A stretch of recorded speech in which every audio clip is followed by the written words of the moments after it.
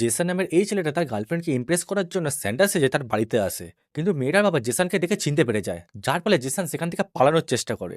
আর তখনই হঠাৎ করে আকাশের মধ্যে বিদ্যুৎ চমকে ওঠে।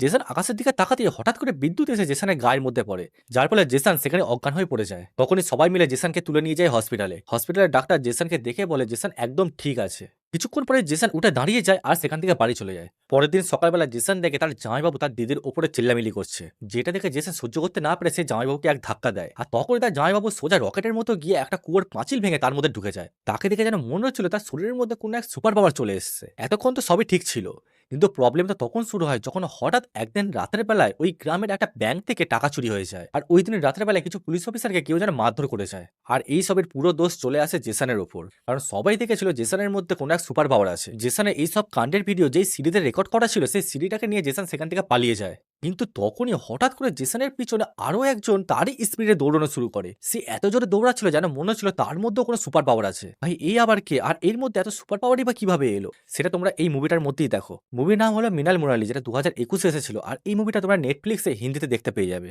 আর ভিডিও ভালো লাগলে পরে ভিডিওটা বন্ধুদের সাথে শেয়ার করো, আর চ্যানেলটাকে অবশ্যই সাবস্ক্রাইব করে দিও।